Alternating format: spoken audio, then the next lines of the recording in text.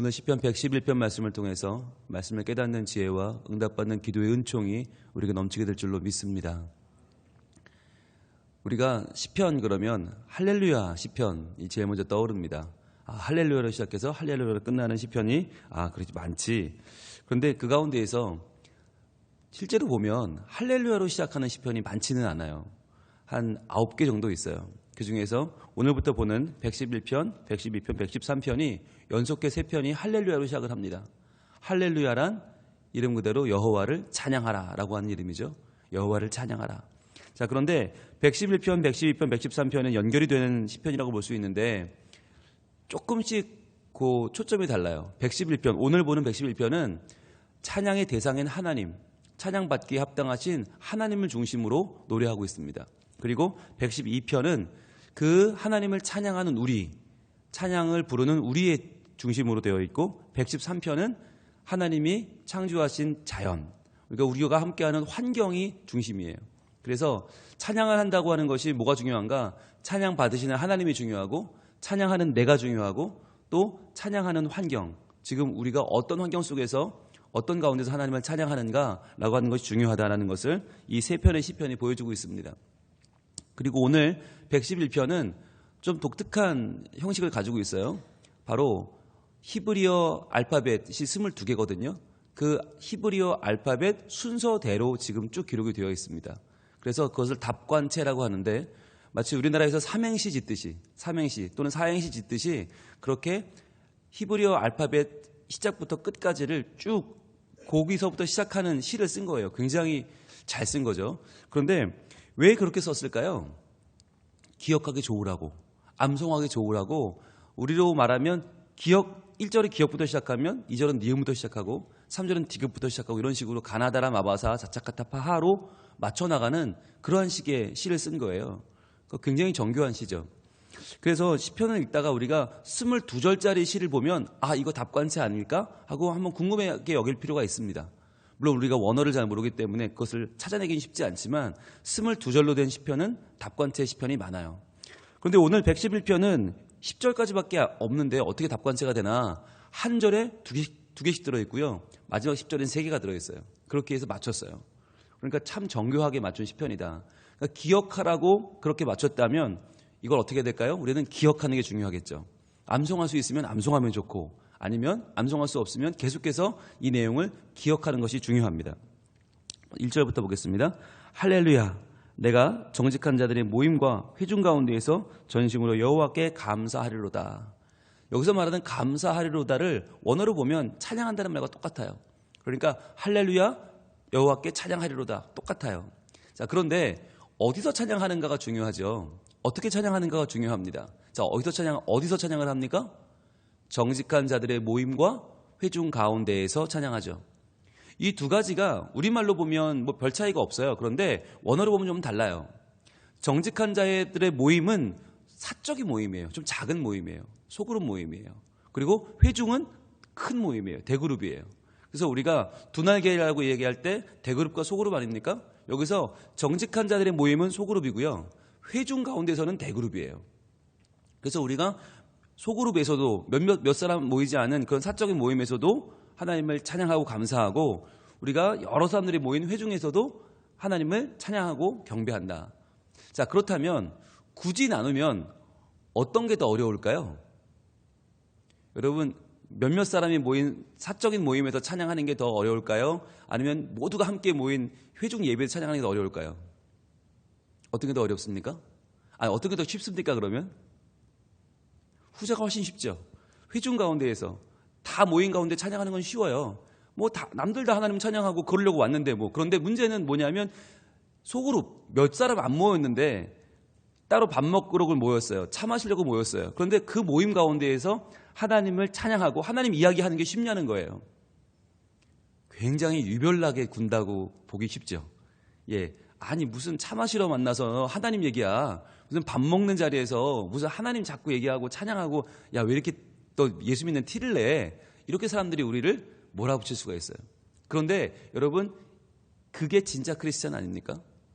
교회 와서 다 같이 찬양합시다. 이때 손 들고 찬양하는 거 누가 못해요? 다 할 수 있지. 그런데 문제는 내가 내 친구와의 만남 가운데, 내 이웃과의 만남 가운데, 내 친지들 간의 만남 가운데에서 과연 하나님 이야기를 끊을 수 있느냐, 과연 하나님을 찬양할 수 있느냐, 하나님을 자랑할 수 있느냐, 이건 다른 문제거든요. 그러나 여러분, 하나님은 이 두 가지에서 다 찬양하기를 원하십니다. 오늘 말씀을 기억하시면 좋겠어요. 내가 정직한 자들의 모임과 회중 가운데에서 전심으로 여호와께 감사하리로다.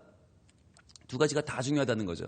그래서 내가 교회에 나와서 열심히 찬양하고 남부럽지 않게 주님을 높이는 것만큼이나 더 중요한 건 몇몇 사람 모이지 않는 그 모임 가운데, 내 일하는 가운데, 내 삶의 현장에서 하나님을 과연 자랑하고 찬양할 수 있는가. 많은 경우에 우리는 교회에 오면 예수 믿는 사람 같은데 교회 밖에 개별적으로 모일 때는 예수 믿는 티가 안 나잖아요. 그래서 몇 년씩 알고 지내던 사람이 몇 년 만에 내가 마음 먹고 교회에 올래요? 그러면 깜짝 놀라죠. 교회 다녔어요? 깜짝 놀라요. 그러면 굉장히 이제 서로 난감한 거죠. 몇 년을 알고 지냈는데 지금 와서 알게 된 거죠. 아, 교회 다니는구나. 그럼 안 된다는 거죠. 우리가 모임 가운데에서도 그런 이야기를 할 수 있어야 되는데, 그렇다면 여기서 중요한 거, 정직한 자들의 모임은 어떤 모임입니까? 우리 모임이 과연 정직한 자들의 모임인지 확인해야 됩니까? 그래서 한 명 한 명 따로 인터뷰해서 정직한지 아닌지 확인해서 모여야 되는 거예요? 어떻게 되는 거예요? 여러분, 정직한 자들이 모였기 때문에 이 모임이 정직한 자들의 모임이 아니에요. 내가 그 모임 가운데에서 여호와께 감사하면, 여호와께 찬양하면 그 모임이 정직한 자들의 모임이 되는 거예요. 그러니까 중요한 건 내가 누구랑 모이나가 중요한 게 아니라 내가 거기서 어떤 자세로 만나는가가 더 중요한 거예요. 내가 어떠한 말을 하고 어떠한 태도와 어떠한 자세를 취하는가에 따라서 내가 그 모임에 가서 하나님을 자랑하고 하나님을 이야기하고 하나님께 감사하면 그 모임이 정직한 자들의 모임이 되는 거예요. 여러분, 우리가요, 하나님을 믿는 것은 내가 어떻게 반응하는가가 굉장히 중요합니다. 신앙이란 하나님의 부르심에 대한 우리의 응답입니다. 근데 하나님은 계속 우리를 부르고 계시잖아요. 변함없이. 그런데 그 부르심에 우리가 어떻게 응답하는가가 우리의 삶을 좌우하는 거예요. 그래서 우리의 모임이 정직한 자들의 모임이 되는 방법은 내가 응답하면 되는 겁니다. 내가 응답하는 거예요. 그래서 우리 가정이 정직한 자들의 가정이 되려면 어떻게 합니까? 내가 가정 안에서 하나님께 감사하면 되는 거죠. 하나님께 찬양하면 되는 거죠. 그러니까 내가 잔소리를 줄이고 내가 한탄과 원망을 줄이고 하나님을 이야기하고 하나님께 감사하고 찬양하면 그 가정은 정직한 자들의 가정이 되는 거예요. 자, 그러면 복습해 볼까요? 정직한 자들의 교회는 어떤 교회입니까? 좋은 사람들이 모인 교회입니까? 훌륭한 사람들이 모인 교회예요? 아니에요. 내가 그 교회에 나와서 하나님께 감사하고 하나님을 찬양하면 그 교회는 정직한 자들의 교회가 되는 겁니다. 그래서 여러분, 오늘의 이 말씀을 우리가 잘 기억하면 좋겠어요. 정직한 자들의 모임이 과연 어떤 모임이냐, 내가 어떤 모임을 가야 되는가 골라서 가라는 이야기가 아닙니다. 가서 내가 그 모임을, 정직한 자들의 모임을 만들면 되는 거예요.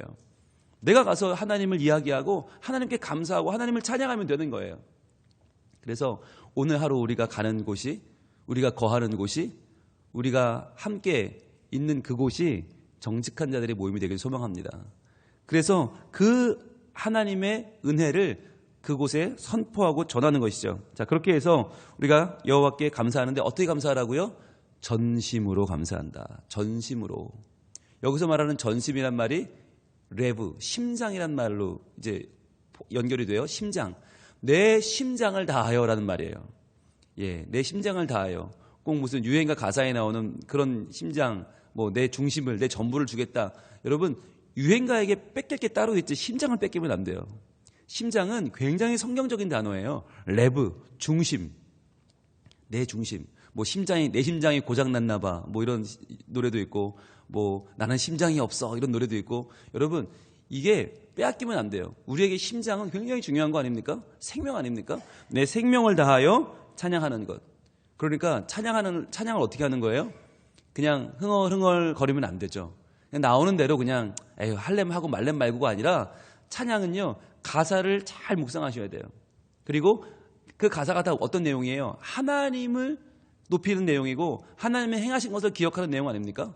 그것을 내가 음을 알면 멜로디를 부르면 더 좋겠죠. 그런데 음을 모른다? 가사라도 내가 열심히 바라보면서 내 심장을 다하여 그 가사를 고백하는 것이죠. 선포하는 것이죠.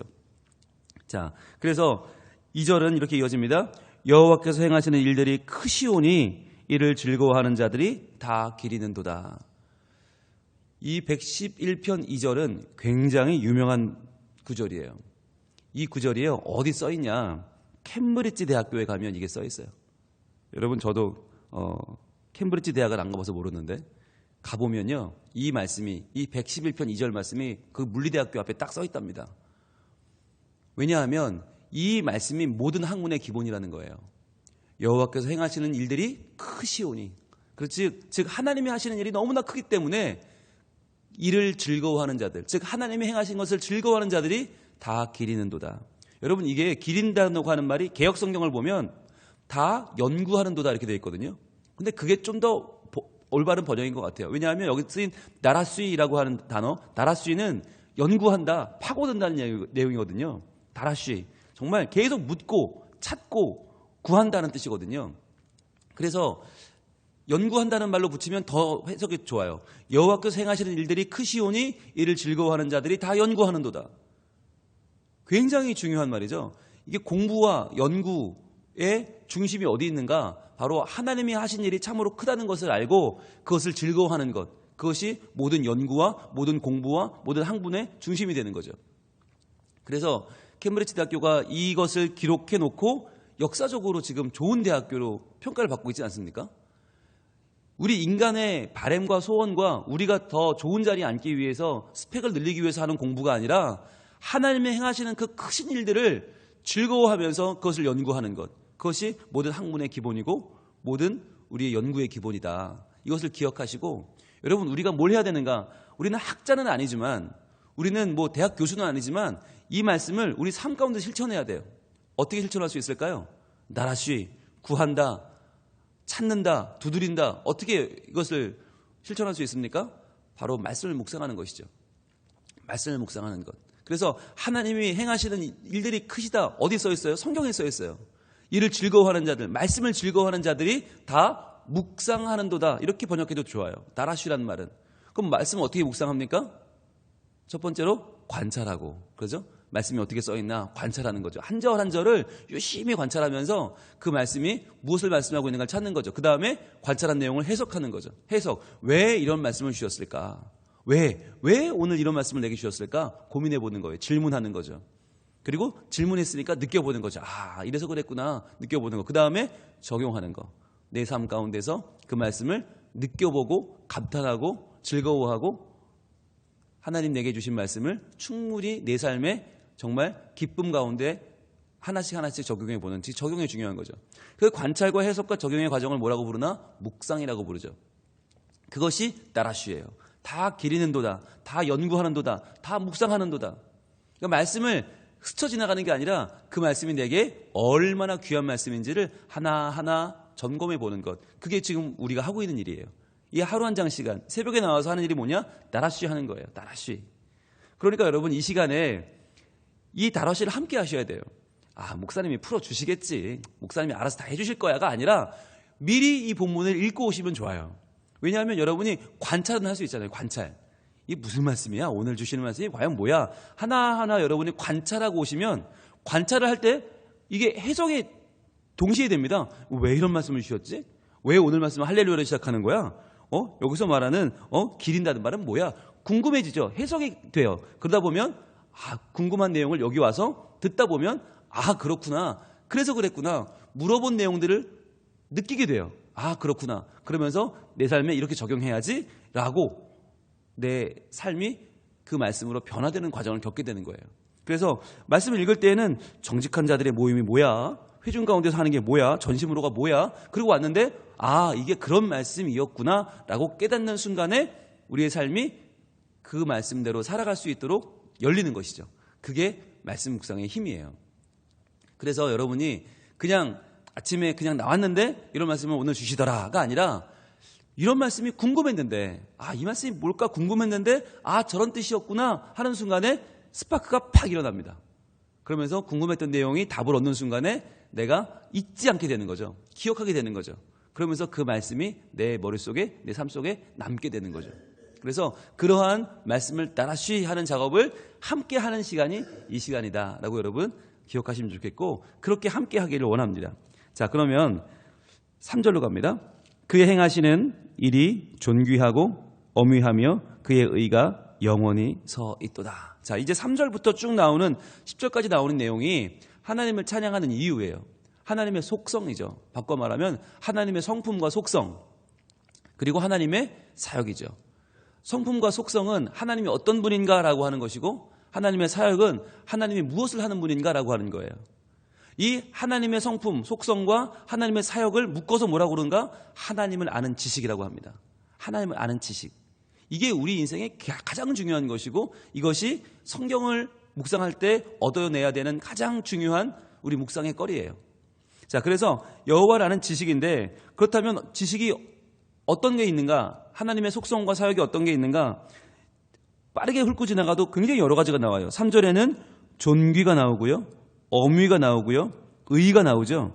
자, 그리고 4절에 보시면 기적이 나오고 은혜가 나오고 자비가 나오고, 5절에 보면 경외가 나오고 양식이 나오고 언약이 나오고, 6절에 보면 기업이 나오고 능력이 나오고, 7절에 보면 진실과 정의가 나오고 법도가 나오고 확실히 나오고, 8절에 보면 영원과 진실과 정의가 나오고, 9절에 보면 속량이 나오고 언약이 나오고 거룩과 지존이 나오죠. 10절에 보면 경외가 나오고 지혜가 나오고 근본이 나오고 계명이 나오고 지각이 나오고, 이렇게 계속 나와요. 그런데 이렇게 많은 것들이 다 나오는데, 그럼 다 중요하죠, 물론. 그러나 그 가운데서 제일 중요한 건 뭐냐?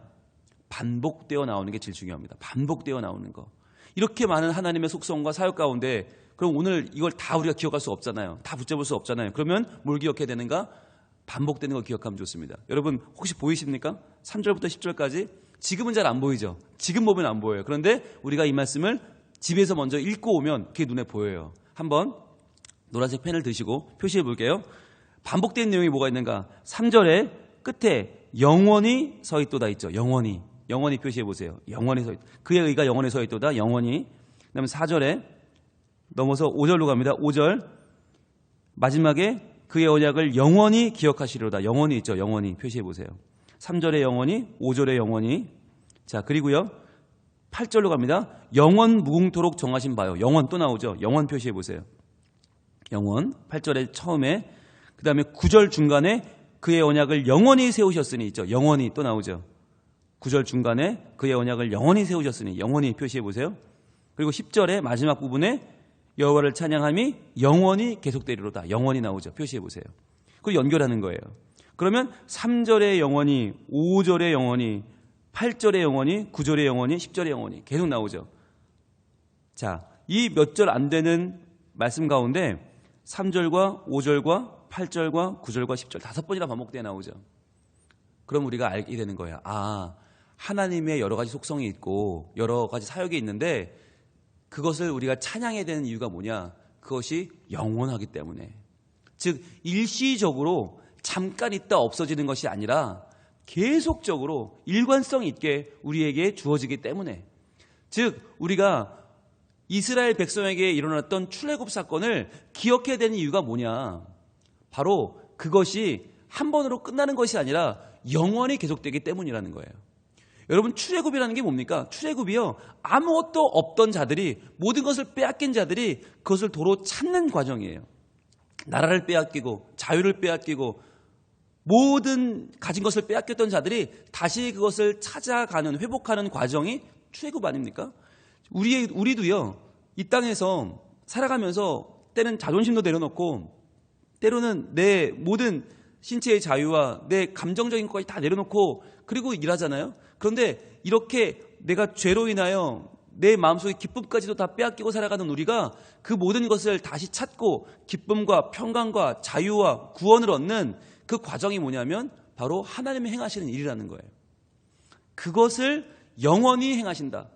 즉 한시적으로 하고 마는 것이 아니라 계속해서 꾸준히 우리를 도우시는데 그 하나님을 기억하는 것이 바로 찬양의 제목이라고 말씀하는 것입니다. 그래서 영원히 서 있기 때문에, 영원히 기억하시기 때문에, 영원 무궁토록 정하셨기 때문에, 영원히 세우셨기 때문에, 영원히 계속되기 때문에 하나님을 우리가 영원히 찬양할 수밖에 없다는 것이 바로 오늘 111편의 찬양이에요. 그래서 우리가 하나님을 기억할 때 많은 속성이 있고 많은 성품이 있지만 그 가운데서도 우리가 기억해야 될 것은 무엇인가? 바로 영원하신 하나님이라는 거예요. 영원하시다. 그 하나님은 변함이 없으시다. 나는 변해도, 나는 흔들려도, 세상 흔들리고 변할지라도 여호와는 변치 않으신다. 이것이 항상 우리가 기억해야 될 것이에요.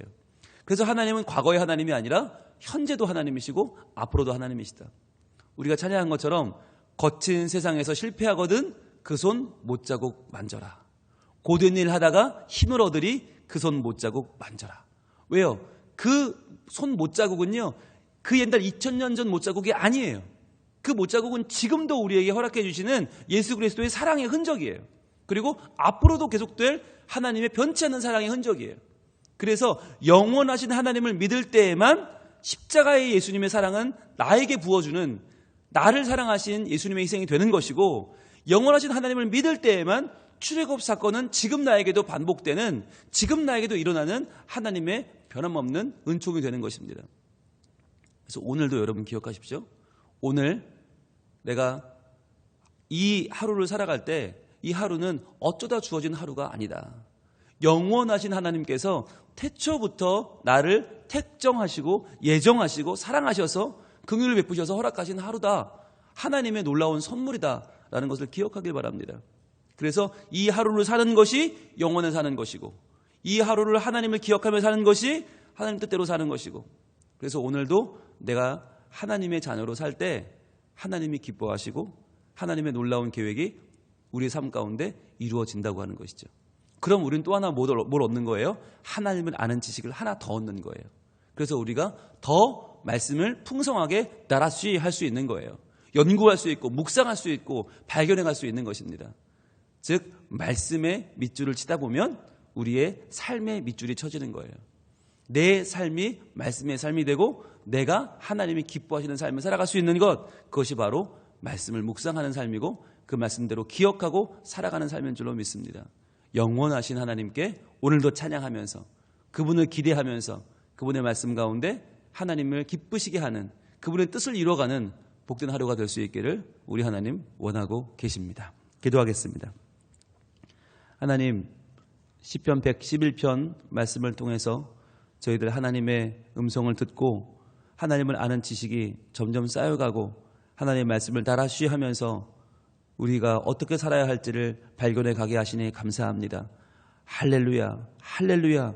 여호와를 찬양하는 삶이 되게 하여 주시고, 주여 우리가 여호와를 찬양할 때 우리가 속한 모임이 바뀌어지길 원합니다. 우리의 가정이 바뀌길 원합니다. 우리가 가는 곳들이, 우리의 직장이 바뀌길 원합니다. 여호와께 감사하는 모임이 되고 여호와를 찬양하는 모임이 되어 전심으로 여호와를 기억하는 만남이 되게 하시고, 하나님이 우리 가운데 행하신 놀라운 일들을 저희들 하나하나 기억하면서 감사하고 찬양하며 그것을 즐거워하며 그것을 나라쉬하는, 연구하고 묵상하고 그것을 찾고 구하고 더듬어 보는 우리의 삶이 되게 하여 주시옵소서. 그래서 오늘도 하나님 주신 말씀을 저희들 잘 우리 삶에 관찰하고 해석하고 적용하여서 말씀대로 살아가게 하시고 영원하신 하나님을 찬양하며 영원히 주의 이름을 높이는 하나님 자녀로 오늘도 기뻐하는 삶, 복된 삶을 살아갈 수 있게 하여 주시옵소서. 말씀에 기초한 삶을 살게 하시고 하나님의 속성과 사역을 기억하면서 하나님을 아는 지식이 더욱더 커져가고 넓어져가는 삶이 되게 하여 주옵소서. 오늘도 우리와 동행해 주시고 이 새벽부터 나와 간구하는 우리의 기도를 들어주시며 우리의 간절한 소원 가운데 하나님의 응답으로 하나님 꼭 영원히 함께하여 주시옵소서. 예수님 이름으로 기도합니다. 아멘.